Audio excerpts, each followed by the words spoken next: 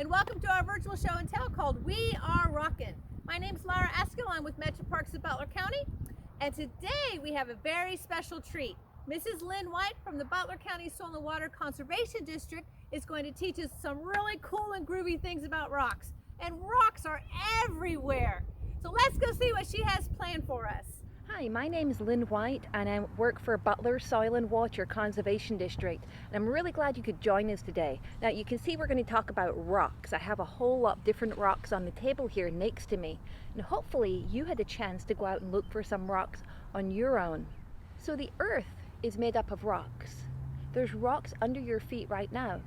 Even if you're standing in your house, underneath your house, there are rocks. If you're out in your yard and you're on top of the grass, underneath that grass, there are rocks. Sometimes you only have to dig a short distance, sometimes you have to dig a long way down. But there's rocks all over the surface of the earth. If you were out in a boat in the ocean, there's still rocks there. You would have to swim all the way down to the bottom of the ocean, but eventually you would come to rock. So the entire crust of the earth is made up of rocks. Now the things that make rocks are called minerals. And there are actually thousands of different kinds of minerals, and nature can mix them together in different combinations to make the rocks. So the rocks are made by nature and the minerals are made by nature. But the rocks I have here, if I hold this one up, you can see it's kind of a pink color. And this one's really dark. So the difference in color would tell you that they're made from different things. It can also change the way the rock feels. This rock is very smooth. This rock is very rough. We also have different names for different types of rocks. This is a piece of shale, and this came from my yard. This is a piece of sandstone, and it came from a river. This is a piece of granite, and weirdly, this rock, although I found it here in Butler County, it's not originally from Butler County. This piece of granite was brought here by nature. Thousands of years ago, Ohio was covered in ice. If you've ever seen any of the Ice Age cartoons, think about Ohio looking like that. Well, when that ice pushed down here from Canada, it carried lots of rocks with it. And those rocks it carried with it were eventually dropped off here when that glacier began to melt. So this pink sparkly rock is called granite, and it's actually made by volcanoes. We don't have any volcanoes around here, and that's one of the clues that tells us it was brought here. But if you find a piece of limestone or shale like this, it can also be kind of cool, because our rocks in this area are special because a lot of them contain fossils, which are evidence of past life. So you can find things like seashells that are here, and the seashells are from millions and millions of years ago. Now, if you've found two rocks, take them and bang them together. Do you see anything that's falling off? Well, when nature breaks rocks apart, it's called weathering. So there's lots of ways that nature can break big rocks into smaller pieces, and that's how we get the teeny tiny pieces of rock that are found in our soil. If you were to look at our soil really close, you might want to use a magnifying glass for that, you'll see that there's lots of small rocks. But if we focus on the teeny tiny rocks that are there, we find things like sand, silt, and clay. Those three names are just names for different sizes of rocks. Clay is the smallest. It's actually so small you cannot see the separate pieces of clay with your eyes. We're used to seeing lumps of clay where there's billions of pieces all squished together. But the individual pieces of clay are too small to see with our eyes. The next size up would be silt. Then larger than silt would be sand. And I'm sure you've all played with sand before. Then when we get bigger than sand, we come to pebbles. And then after pebbles, we get cobbles. Does anyone know what you call the largest size of rock? If you thought boulder, you're correct. Yeah, boulders are huge rocks, too big for me to pick up. I'm too much of a wimp for that. So nature can form rocks in 3 different ways. Some of them are formed by volcanoes. Or we don't have any volcanoes around here. But where there are volcanoes, it can form rocks like granite or like this obsidian. This obsidian, it looks like a piece of glass, but this is actually a rock that formed from the lava that came out of a volcano that cooled really quickly. And so we don't see any crystals in this. With the granite, you can see all sorts of crystals in there, the sparkly bits. This is also a rock that came from a volcano. This is called Scoria. And if you look closely, you'll see it's full of bubbles, which is kind of strange for a rock. If you think about a volcano, when it erupts, when that magma comes up and then it erupts as lava, if it was a very violent eruption, think about shaking a bottle of soda and then undoing the cap and it comes spewing out. If you get a really violent eruption like that, then instead of the frothy soda, you get frothy rocks. And it cooled and it preserved some of those holes in the froth. So this is Scoria. I have another one here called Pumice, and this is another one that's full of rocks. And the cool thing about pumice is it does something that other rocks don't. It floats in water. So if we were to put this rock in water, it would just sink right to the bottom. But if we put pumice in water, it will float on the surface because it has so many air bubbles trapped inside. If we look at rocks that come from a volcano, so that magma, that hot liquid magma underneath cooling and hardening, or that lava that's hot and liquid cooling and hardening, we call those igneous rocks. Our rocks around here are not igneous rocks, they are sedimentary rocks.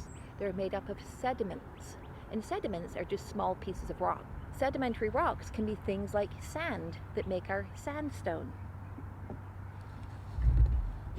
Or it can be mud that makes our shale. So our rocks around here are sedimentary rocks, but I brought this one to show you because this one's kind of cool.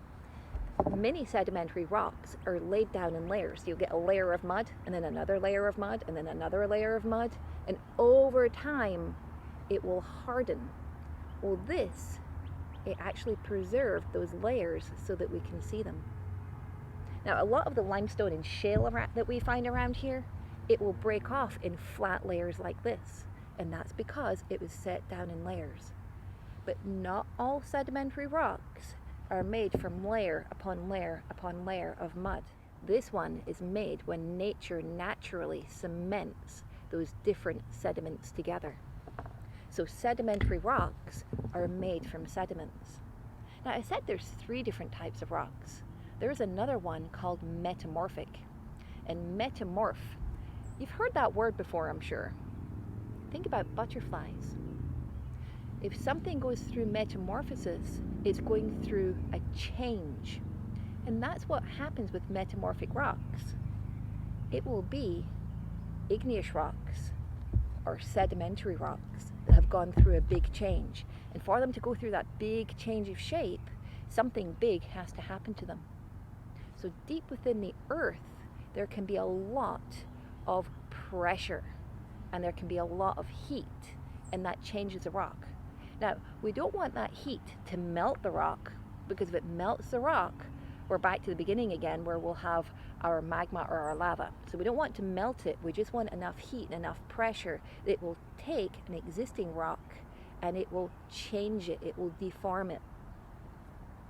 And this is one. This is slate. And slate used to be shale. So this used to be this, that has been under a lot of pressure. I have an egg carton here, and it's not full of eggs, it's actually full of rocks. It's a great way for keeping some of your rocks organized, and you can label the different rocks that you have in different areas. So I hope you have fun going out and looking for rocks in your yard. And hopefully you find everything that's on here. And then afterwards, you can make some observations of the favorite rock that you find. So you can draw a picture of your rock. So good luck when you go out on your hunt for rocks. But remember, if you're in the parks, if you find a rock there, it has to stay there. Our resources in the park are there for everyone. So you can look and you can touch in the park, but we have to leave them there. So if you really want to make a great rock collection, look in your yard and look in your neighborhood and ask some of your other family if you can look in their yards. But have fun with your rock collecting.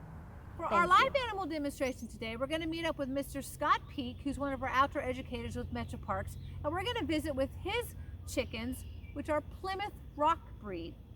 And the Plymouth Rock chickens were a variety of chickens that by the end of World War II were very popular because they're a dual purpose, which means they were raised for meat and eggs. And even today, they're still raised as a dual purpose chicken. And they get along with all the other chicken breeds that are in a flock, which is very important. And they have a great personality, especially towards their human owners. So let's go see what Scott can share with us. Hi, my name is Scott Peak, and I'm one of the outdoor educators with Metro Parks of Butler County. Today, I'd like to introduce you to some of my chickens and give you a little information about each one of the breeds. Come along. The Plymouth Rock is an American breed, first seen in Boston, Massachusetts, about 1849. It is considered a heritage breed, and the name Plymouth Rock refers to the entire breed and not just the barred rocks that I have here. In the United States, there are 7 recognized color varieties of Plymouth Rock, including the barred, the blue, the buff, and even one that is white. Now, the American Poultry Association is the first livestock organization devoted exclusively to poultry. It was founded in 1873, and the American Poultry Association was formed to set standards for poultry breeds and to administer judging. The American Standard of Perfection is a book that they put out that contains all breeds and variety descriptions. The barred plumage of the Plymouth Rock, or barred rock, was added to the American Poultry Association in 1874. The other colors were added later. In 1888, the white Plymouth Rock was bred in hopes that it would be a superior meat-producing bird, and it became the leading broiler chicken in the United States. They are a dual-purpose breed, which means they are bred for both meat production and eggs. While they might not be the best meat producers as some breeds, and they might not lay the most eggs as other breeds, they have a good mixture of meat and eggs that they lay throughout the year. In fact, they lay up to 200 eggs a year of large brown size. Barred rocks have full breast and broad backs. The hens weigh about 6.5 pounds, and the roosters weigh even more, about 7.5 pounds. For much of the 20th century, the barred Plymouth Rock was the most popular breed in the United States. They are steady and reliable and one of the all-time favorites for backyard chicken keepers. Thank you so much to Mrs. Lynn White from the Butler County Soil and Water Conservation District for being our educator about rocks during this virtual show and tell. Hopefully she gets you as excited about them as she does me. Our next virtual show and tell is scheduled this Sunday, March 28th at 2 p.m. and its title is Let's Help the Little Red Hen Out. If you can't join us at that time, don't worry. If you just go to our website at yourmetroparks.net and you go to log off, shut down, get outside, then you can view all of our virtual show and tell programs we have scheduled. Thanks everyone, and hope to see you in the parks.